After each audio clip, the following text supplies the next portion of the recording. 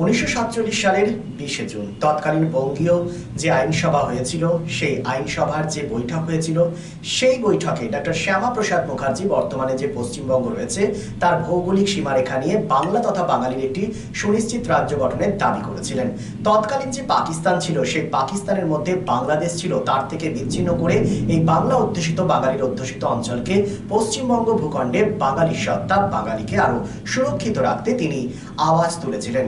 তার যে বলিষ্ঠ আওয়াজ, বলিষ্ঠ আন্দোলন, সেই আন্দোলনের জেরে বর্তমান পশ্চিমবঙ্গ গঠিত হয়েছে, সেটি বাঙালির কাছে একটি অন্যতম।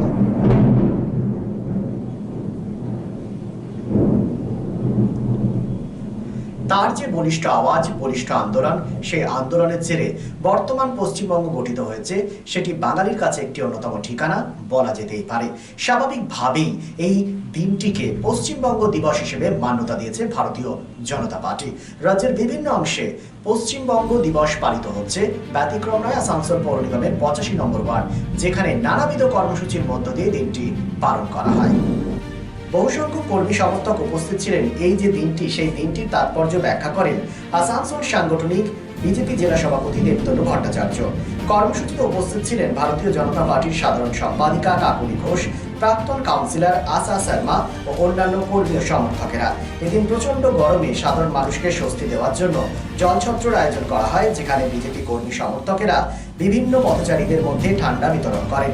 আসানসোল থেকে দেব হাজরা রিপোর্ট, SBN।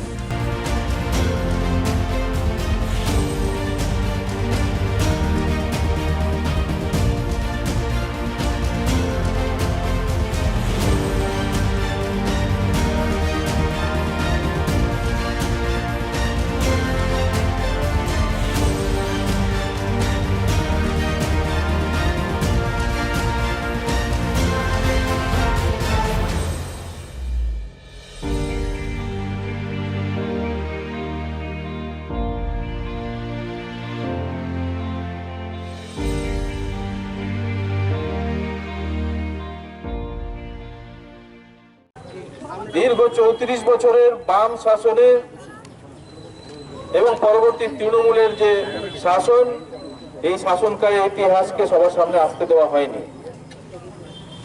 তার অন্যতম কারণ মুসলিম তোষণের মাধ্যমে যারা এখানে সরকার চালিয়েছিল, বারবার ভোটে জিতে এসেছিল,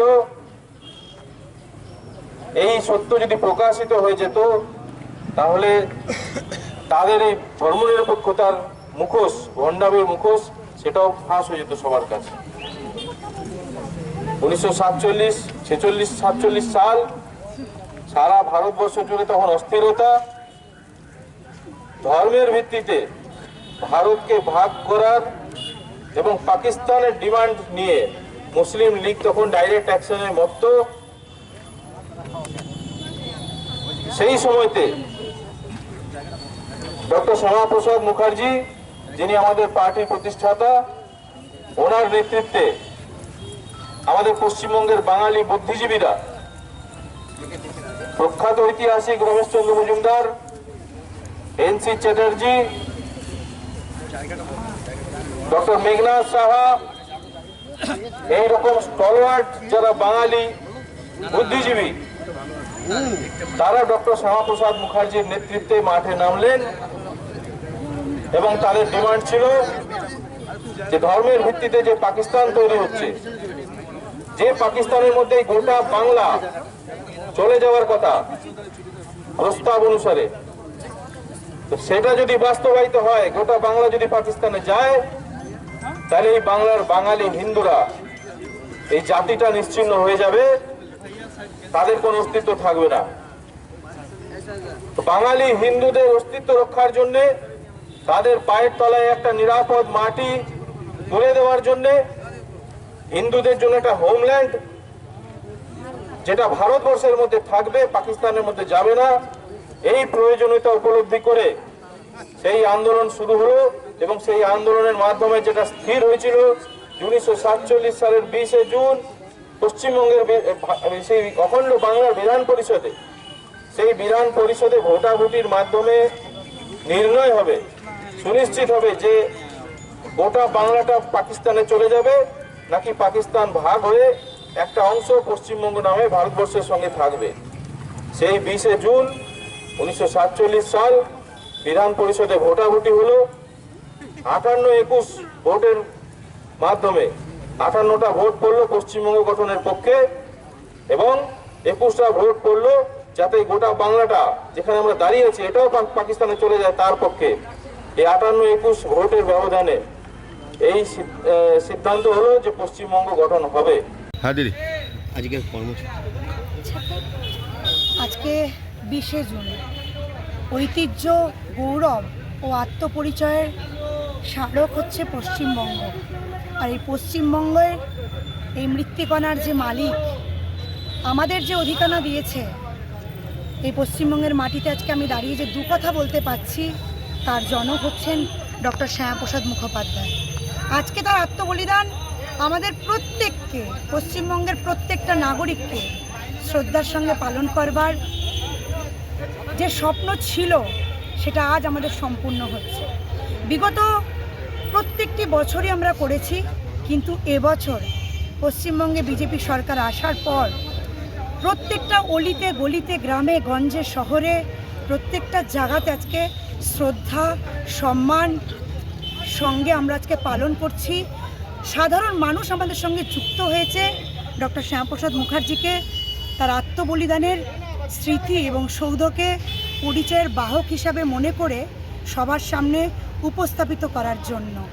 আমরা ধন্য, আমরা গর্বিত এই পশ্চিমবঙ্গে আমাদের জন্ম হয়েছে এবং আমরা আজকে এটা পালন করতে পেরেছি। আজ আর কি কর্মসূচি নিয়েছেন?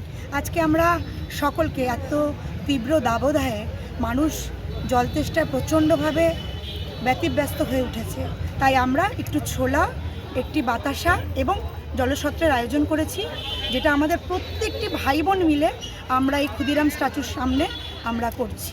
আপনার পরিচয়টা?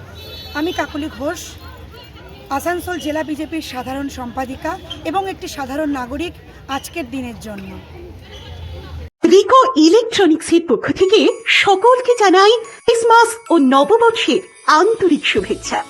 আজ থেকে শুরু হয়েছে এসি বুকিং স্কিম।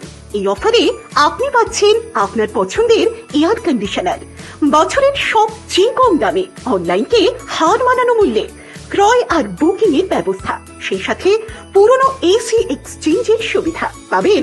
সামারে অতিরিক্ত মূল্যে কেনার ঝুঁকি থেকে সম্পূর্ণ মুক্তি, 20,000 টাকা অব্দি কার্ড ডিসকাউন্ট এবং সমস্ত অ্যাক্সেসরিজে 50% অফ। কেনাকাটা করুন বিশ্বাসের সাথে। 45 বছরের রিকো ইলেকট্রনিক, দত্তবাবুর দোকান, দুর্গা মার্কেট, আসানসোলে, যার কোথাও কোনো শাখা নেই। নিশ্চিত হতে কল করুন 9933056325 এই নম্বরে।